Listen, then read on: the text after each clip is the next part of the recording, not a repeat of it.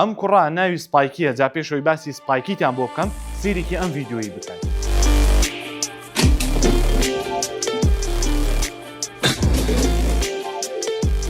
ئەم کوڕە ساڵانێکی زۆرە خەریکی ئەم بەزمەیە. ئەو دەڵێت لە ڕێگەی کۆنتڕۆڵکردنی هێزی مێشک و جەستە و زەناوەکیەکەمەوە دەتوانم ئەو هێزە دروست بکەم و شتەکەم جوڵێنم. اینجا هەرخۆشی کۆمەڵگایەکی دروست کردووە بە ناوی کایەچی کە خۆشی مامۆستایان و زیاتر لە 700 شوێن کەوتەی هەیە. و بۆ ئەوەی بەشداری بکەی لەگەڵ ئەوان پێویستە کتێبەکەی بکڕی کە خۆی نووسیوێتی لە هەمان کاتدا کۆرسە $50 بکڕی بم جۆرە دەبی بە ئەندام لە کۆمەڵگەکەی ئەوان. و تەنها سپایکیش نییە کە ئەم جۆرە ڤیدیۆیانە دەکات و بڵاویان دەکاتەوە، بەڵکو تەنها لە سۆشیال میدیادا سەدان و هەزاران کەسی تر هەیە کە خۆیان خەری کردو بەم جۆرە بابەتانەوە. اینجا بۆ ئێوەی بەجێ دەهێڵم بیر و ڕای خۆتان لە کۆمنت بنووسن و ڤیدیۆکە شێر بکەم بۆ هاوڕێکان.